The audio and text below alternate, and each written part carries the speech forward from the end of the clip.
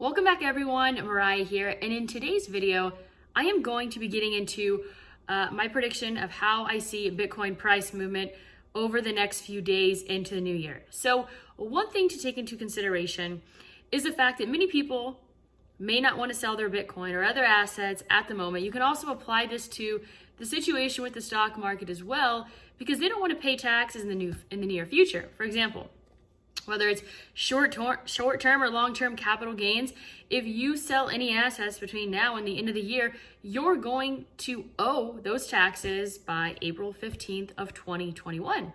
But if you wait just a few days and you don't sell until January 1st, then you won't have to pay those taxes all the way until April 15th of 2022. But at the same time, you have to remember the fact that if you are a hedge fund, you kind of want to secure some gains by the end of the year because of the fact that you want to show what your hedge fund gained in the year 2020. So those are the two significant factors coming into when people are wanting to time their sales.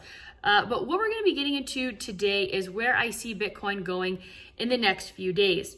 I do think that we are going to see some profit taking in the beginning of January, specifically in the first week of January. So what we'll do first is go ahead and look at the daily chart. So kind of zooming out a little bit, not looking at the hourly or the 12-hour, what we see here is, in my opinion, approximately 5 more days of upside. So I use the TD sequential system, and I also have it set to Fibonacci candles. So when you take it back to regular candles, I don't use this nearly as much, but just to kind of get both perspectives, you can see here that we're on a daily 5. And so I think we're going to top out at a 9, which would give us 4 days of upside. It's currently the 28th of December. So I can see a 6 being printed on the 29th, a 7 being printed on the 30th, and so on, and maybe seeing a local top approximately the 1st of January, where I anticipate, not necessarily the first, but just kind of the first week in general, seeing some profit taking when it comes to Bitcoin. Bitcoin's been somewhat volatile the last few hours here. Let's go ahead and zoom in a little bit. Just want to tell you guys a funny story, and I actually found quite a lot of pride in this story, but there was one point, not yesterday, but the day before, where I just had a few $1,000s on the sidelines, and literally I am almost all in on Bitcoin and all in on crypto. And I literally took everything I had, and there was a moment in time, it was about a 1-hour period, where I saw a great opportunity to turn a quick profit in Bitcoin, where the only US dollar I really owned was the cash in my wallet. And it was the most freeing moment. I'm not saying that you should over leverage yourself like that and take such a risky measure, but I don't know, it feels right to me. So that's why I keep making those decisions. So let's go ahead and go back to the Fibonacci candles, because those are the ones that I consistently use. I just kind of want to show you some perspective there. And if you do use TD sequential, whether you're using regular candles or Fibonacci levels, the printing of the days on the candles is going to vary slightly. So let's go ahead and just zoom in really tight here on Bitcoin on the 1-minute chart. And Bitcoin has been quite volatile over the last hour, you could see here. So we were a little bit of a downtrend where we bottomed out at about 26,400, and Bitcoin has been printing just over the last 10 minutes here a higher low and a higher high. So this might take us back. I mean, Bitcoin has been loving to correlate with the days of the month here as we end the year. And so maybe it's on its way to March to hit $28,000 for a second time here on the 28th of December. Let's go and look at the 5-minute chart here. Printing another higher high. And if we could see this green 2 go above this green 1 here on the 5-minute, which would take us over $26,895, then we might see some continuation there. Let's go ahead and look at the 15-minute chart. Not looking all that great. The trend really hasn't changed. It's probably not going to change quite yet here as we go into these higher time frames. Though we could see here that a green 9 is printing on the 30-minute. But it's still technically, the 30-minute is still in bearish posture. So this could just be a quick recovery. So let me give you just, before I continue to move on, What I'm going to be doing is I am keeping, first of all, a tight eye on Bitcoin between now and the end of the year. And I might start taking profits somewhere in the next few days. See, this is the thing, is that I live in Puerto Rico and I am a bona fide resident that takes advantage of the Act 22 tax incentive. Therefore, I pay 0% capital gains by being a resident of Puerto Rico. And that changes things for me. I don't have to think about these taxable events. I don't have to think about long-term versus short-term capital gains. I have the freedom to sell my Bitcoin and my investments whenever I want, and my taxes will always be 0%. So here is also something to consider. I'm going to put this quick asterisk note in there. If you are someone that holds a lot of Bitcoin and you want to keep the majority of your Bitcoin and you want some profit taking, here's a scenario that you could actually take. A scenario you could take is deciding to move to Puerto Rico and pack your bags and leave tomorrow. And what I would particularly do is, let's say, for example, you bought Bitcoin at $10,000. Let's say Bitcoin goes back down to $22,000. You can technically move to Puerto Rico the day that Bitcoin hits $22,000. You could pay the taxes from the gain from $10,000 to $22,000.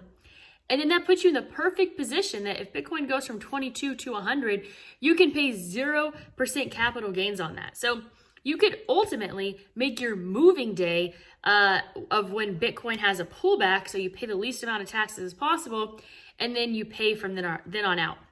Another option you have is that if you move to Puerto Rico and you stay there for 10 years and you hold your Bitcoin for 10 years, you basically don't have to pay the taxes from where you were before. You strictly, I believe, would pay the taxes from just being in Puerto Rico for 10 years, which would be 0% taxes. But you always want to consult a tax lawyer as well as a CPA to get everything fine-tuned there, because I'm not a CPA or a lawyer, and you really shouldn't take complete advice from me. I just know that there's different ways to structure things and different ways to take advantage of the tax incentives. So like I said, here on the 30-minute chart, we haven't really, the trend hasn't changed to be bullish, but this printing of the green 9 is looking somewhat decent.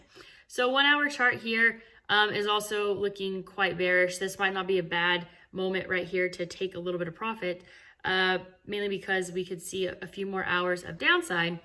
And this is this 4 hour chart, I think, is one of the most beneficial to look at. See, what we need to pay attention to is, if you notice, right, Bitcoin's previous all-time high was $20,000.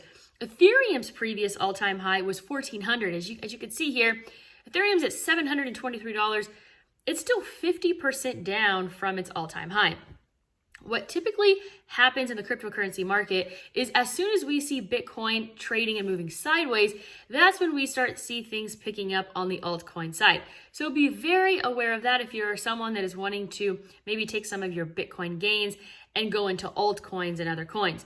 Full disclosure, some altcoins that I'm excited about and I'm holding on to, but I definitely am way more, a larger percentage of my portfolio is in Bitcoin, but I'm taking a look at Polkadot, ticker symbol DOT, DOT, Link, Tezos, Ethereum.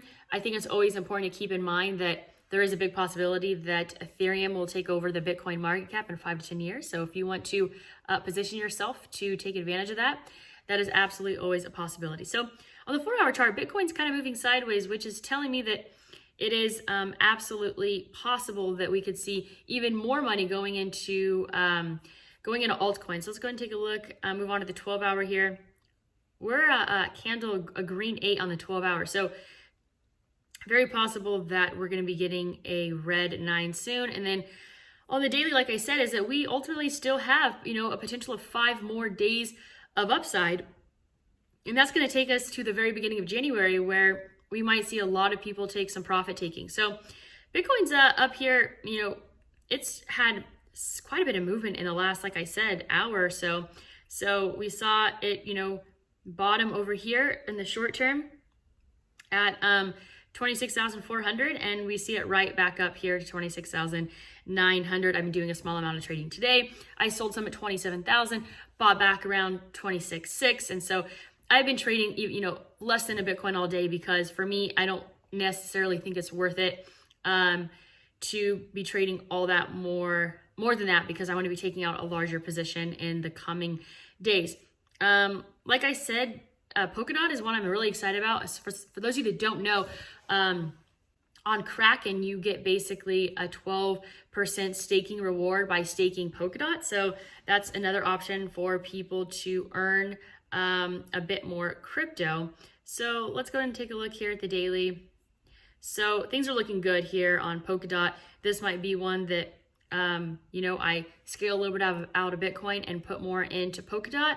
Another big holding I have is Tezos, which there was a few days ago that I felt it in my gut that I needed to sell the majority of my Tezos and just go into Bitcoin, and I ultimately should have done that. But there's something also happens quite frequently for me. As soon as I sell my alts is when they start going nuts. So I didn't end up doing that, but that would have ultimately been a good choice. So that's kind of what my game plan is. I see Bitcoin topping here in the next 5 days or so, and I see a lot of profit taking happening. I think it's very possible that we could actually see Bitcoin hit $30,000, and that's where a lot of profit taking happens. I think that when we know we're going to see a local top when there's a lot of volatility, in my opinion, the fact that our previous all-time high is just over 28,000 and we're still lingering 28,000 and we're still lingering in the $27,000 range makes me believe that there is still more room for upside. So that's kind of what I'm betting on at the moment. But like I said, never take financial advice from me because I'm not a professional, and always do your own due diligence. So happy Bitcoining, and I hope that you have an amazing day and go out there and create a portfolio that you love.